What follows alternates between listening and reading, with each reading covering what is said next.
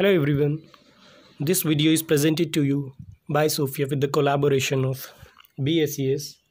Last video में हम trigonometry का क्वेश्चन नंबर 1 के फर्स्ट एंड सेकंड पार्ट दोनों कर चुके थे। अब हम क्वेश्चन सेकंड देखते हैं इसका। एक बार क्वेश्चन सेकंड आप पढ़ लीजिए, बहुत इजी है।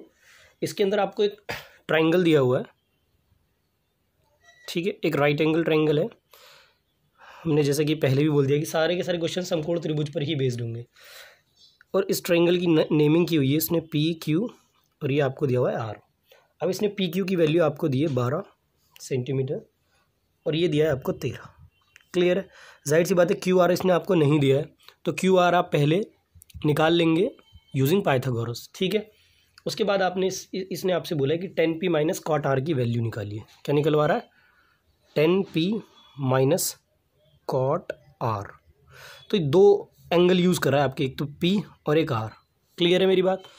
अब 10p निकालने के लिए आपको याद होगा, कोई भी चीज़ हो, पंडित बद्रीनाथ पंडित हर बोले, इसके हिसाब से आपको याद होगा ये साइन था, ये कॉस था, और ये 10 की वैल्यू होती है मेरी, है ना। तो 10 वाला ये है, 10 थीटा जो मिलेगा मेरा यहाँ से मिलेगा, और थीटा इस बार इसने पी बोला, यानी ये चीज़।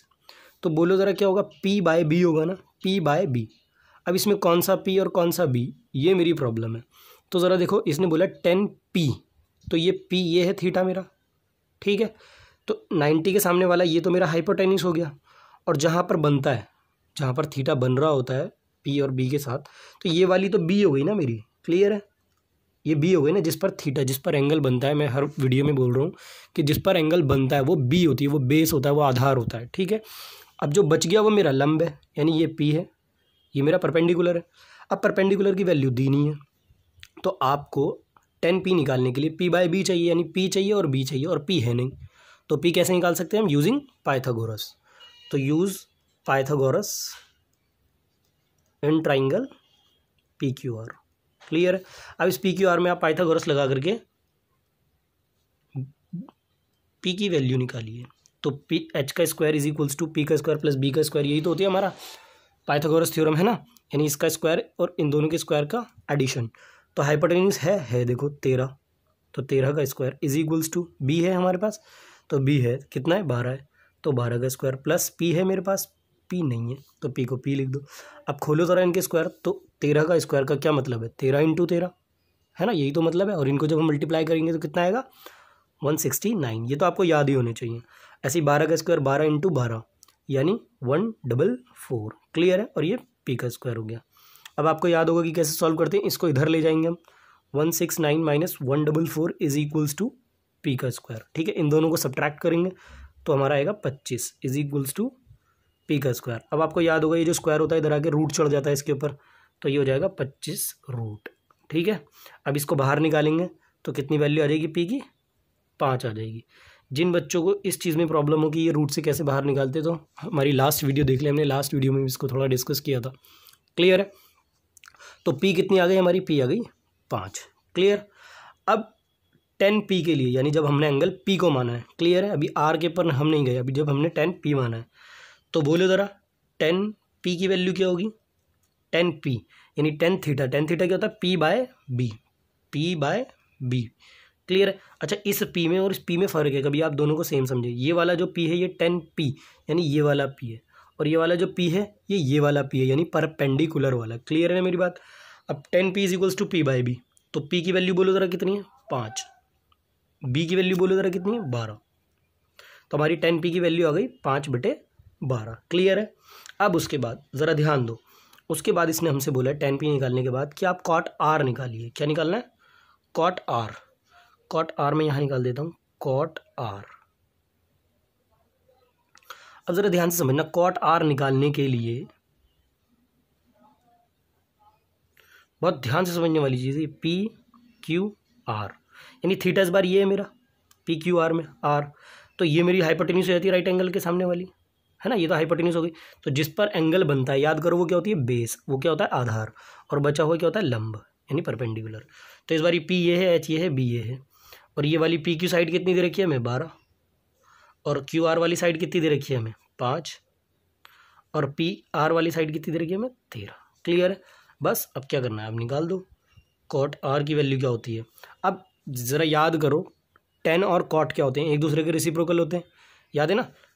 टेन थीटा हम पहली इंट्रोडक्शन वीडियो में डिस्कस कर चुके हैं, tan theta is equals to 1 cot theta होता है, यानी एक दूसरे के रेसिप्रोकल होते हैं।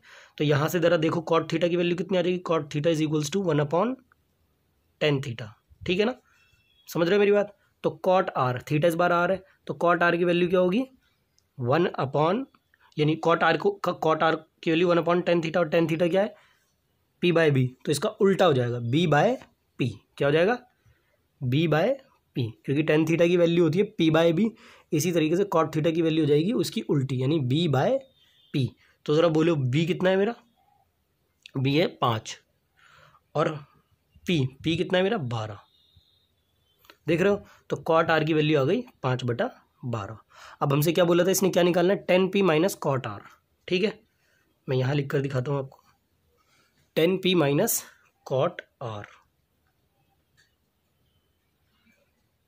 अब ज़रा देखो 10p की वैल्यू पुट करो, इसमें कितनी है 10p 5/12 माइनस कॉट आर की वैल्यू कितनी है 5/12। अब देखो 5/12 ये भी सेम, ये भी सेम, ये प्लस वाला ये माइनस वाला, तो दोनों आपस में कैंसिल हो गए, कितना आंसर आ गया 0 आ गया। क्लियर है मेरी बात। तो इस तरीके के क्वेश्चंस को हमें सिर्फ ऐसे बस फॉर्मूला पुट करना है और कुछ नहीं करना। ट्रायंगल देगा, अगर एक साइड नहीं दी हुई है तो उस साइड को निकालेंगे पाइथागोरस यूज़ करके। पाइथागोरस यूज़ करने के बाद आपको ये एनालाइज करना है कि जो थीटा है वो कौन सा है। जैसे यहाँ पर पी था तो पी पर बेस बन रहा है, ठीक है, यहाँ ये इसको बेस मानेंगे। कॉट आर ये है, यानी यहाँ पर आर, तो इसको इस बारी बेस मानेंगे। सिर्फ इस बात को अगर आप ध्यान में रखेंगे तो आपके लिए ट्रिग्नोमेट्री का कोई भी क्वेश्चन टफ नहीं होगा, आप सारे के सारे क्वेश्चंस बड़ी इजीली कर जाओगे, ठीक है ना। उसके बाद क्वेश्चन 3 पर चलते हैं हम। क्वेश्चन 3 बहुत इजी है, मैं कोशिश करूँगा आप लोग उसको खुद करें, बस मैं हिंट दूंगा उसके अंदर। बोल रहा है क्वेश्चन 3 में बोल रहा है कि sine A is equals to 3/4, और आपसे बोल रहा है कैलकुलेट करो कॉस ए और टेन ए, ये तो दे दिया, और आपसे बोल रहा है कॉस ए की वैल्यू निकालो और टेन ए की वैल्यू निकालो। देखो कितना इजी है, आप लोग बड़ी आसानी से कर लेंगे। जो भी चीज़ दी हुई है ना बस उसको ट्रायंगल में कन्वर्ट कर दो, ठीक है। अब देखो ए है यहाँ पर, तो ए पर बेस बन रहा होगा, याद है साइन ए, पहले मैं तो आपको अच्छे से समझ लो इसको। साइन ए की वैल्यू क्या होगी, यानी साइन क्या होता है p/b, पंडित बद्रीनाथ पंडित हर हर बोले, है ना, ये मेरा p/h। अब तो आपको याद होना चाहिए कि p/h होता है, तो ये तो p/h होता है ना। तो यानी कि p/h साइन ए क्या है मेरा p/h, तो a पर बेस बन रहा होगा। याद करो जो हमारा एंगल होता है वो हमारा हमेशा बेस होता है, तो a तो हमारा यहाँ होगा हमेशा, है ना, a पर बेस बन रहा है, h ये है p ये है, क्लियर है। अब देखो p/h की वैल्यू कितनी तरह की 3/4, तो यानी p की वैल्यू कितनी, यहाँ से कंपेयर करो कि p यानी p ये जो तुम्हारा लंब है इसकी वैल्यू कितनी है 3, तो p है तुम्हारा 3। अब यहाँ से h कंपेयर करो, ठीक है, h है तुम्हारा 4। अब आपको देखो b नहीं दिया हुआ, बस आपको यही ध्यान रखना है कि b कौन सा है इसमें, कभी आप ये वाला b ले लो, ठीक है। b आपको बस b पर ये ध्यान देना है कि जो भी यहाँ पर एंगल बन रहा है वो हमारा हमेशा बेस होगा, क्लियर है। अब आप देखो ये हमारा p/h से हमने कंपेयर करके इनकी वैल्यूज़ निकाल ली। अब देखो हमारे को b नहीं दिया हुआ, क्या नहीं दिया हुआ, b नहीं दिया हुआ, तो पहले b निकाल लो, क्योंकि इसकी वैल्यू तभी निकलेगी जब इन तीनों की वैल्यू आपके पास होगी। तो पहले b निकाल लेते हैं। अब b निकालने का तरीका आपको पता है, पाइथागोरस। तो पाइथागोरस क्या थी हमारी, h² is equals to b² plus p²। अब h कितना है तुम्हारा 4, और 4 का स्क्वायर कितना हो गया 16, क्लियर है। ऐसे ही b का स्क्वायर हमें पता नहीं, प्लस p का स्क्वायर 3 का स्क्वायर 9। अब इसको इधर ले आओगे तो b की वैल्यू निकालनी है आपको सिंपली, ठीक है। इसमें मैं थोड़ा सा फास्ट फॉरवर्ड कर रहा हूँ, आपको सिंपल b की वैल्यू निकालनी है 16 minus 9 is equals to b का स्क्वायर। अब 16 में से 9 गया तो 7 इज इक्वल्स टू b का स्क्वायर, तो b की वैल्यू कितनी आ गई, इस रूट को इधर चढ़ा देंगे तो b की वैल्यू √7 आ गई, क्लियर है मेरी बात। अब b की वैल्यू √7 आ गई तो cos की वैल्यू निकाल दो आप। अब देखो cos a पूछा है आपसे, अब भी थीटा यही है तो हमें p/b तो बदलना ही नहीं पड़ेगा, तो cos की वैल्यू बोले क्या होती है, दूसरी वाली यानी b/h। और बोलो b कितना है तुम्हारा, b है तुम्हारा √7, आ गया ना यहाँ पे √7/h, h कितना है 4। इसी तरीके से 10 की वैल्यू निकाल दो आप, तो 10 की वैल्यू कितनी हो गई, अब ये 10 वाला होता है लास्ट वाला p/b, पी बाय बी। तो बोलो ज़रा पी की वैल्यू कितनी है, पी की वैल्यू है 3 बाय बी, बी की वैल्यू है √7। क्लियर है। मतलब ये जो क्वेश्चन है ना सारे इसी तरीके से होने हैं आपके, इसमें कोई खास ट्रिक वगैरह का कोई यूज़ नहीं होगा, सिंपल फार्मूला बेस्ड क्वेश्चन है, सीधा फार्मूला पुट करना है और आंसर निकालना है। क्लियर।